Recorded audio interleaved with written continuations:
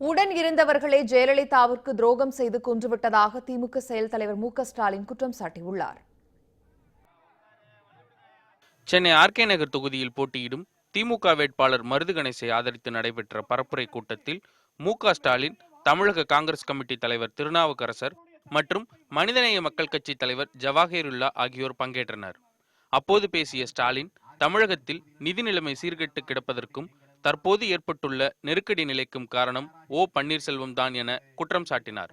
அதிமுக தலைமை அலுவலகத்திற்கு வரக்கூடாது, அந்த தலை வச்சே படுக்கக்கூடாது என்று அங்கிருந்து விரட்டப்பட்டவர்.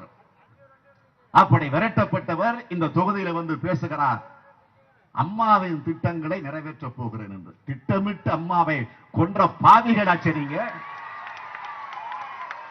ஓ பன்னீர்செல்வமும் டிடிவி தினகரனும் மறைந்த முதலமைச்சர் ஜெயலலிதாவிற்கு துரோகம் செய்து கொண்டிருப்பதாக குற்றம் சாட்டிய மு.க.ஸ்டாலின், தற்போது அவர்கள் மக்களை ஏமாற்ற வந்துள்ளதாகவும் கூறினார்.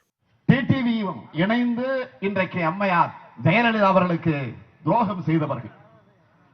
ஆனால் உங்களை ஏமாற்றுவதற்காக இந்த ஆர்கே நகர் தொகுதிகளை வந்து இன்றைக்கு அவர்கள் வேஷம் போட்டுக் கொண்டிருக்கலாம். இந்த துரோகிகளை விரட்டி அடிக்க வேண்டிய பொறுப்பு இந்த ஆர்கே நகர் தொகுதியில் இருக்கக்கூடிய உங்களிடத்திலே தான் ஒப்படைக்கப்பட்டிருக்கிறது. அதனைத் தொடர்ந்து பேசிய தமிழக காங்கிரஸ் கமிட்டி தலைவர் திருநாவுக்கரசர், தமிழகத்தில் இருக்கும் முதல்வர் செல்வாக்கு இல்லாதவராக இருக்கிறார் என்றார். நீட் தேர்வை ரத்து செய்ய வேண்டும் என்று சொல்லுகிறோம், ஆனாலும் மத்திய அரசு கேட்கவில்லை. தேர்வுக்கான சென்டர்களை அறிவித்துக் கொண்டிருக்கிறது. அதை தடுக்கக்கூடிய ஆற்றல், அந்த சக்தி இங்கே இருக்கிற முதலமைச்சர்களுக்கு இல்லை. சக்தி இல்லாத முதலமைச்சர்கள், செல்வாக்கு இல்லாத முதலமைச்சர்கள், அதனாலே கண்டுகொள்ளாத மத்திய அரசாங்கம். வறட்சிக்கான நிவாரணம், நீட் தேர்வு, மீனவர்கள் பிரச்சனை, ஹைட்ரோ கார்பன் திட்டம் உள்ளிட்ட தமிழகத்தின் முக்கிய பிரச்சனைகளுக்கு தீர்வை மத்திய அரசிடம் பெற முடியாத அரசாகவே மாநில அரசு இருப்பதாகவும் திருநாவுக்கரசர் குற்றம் சாட்டினார்.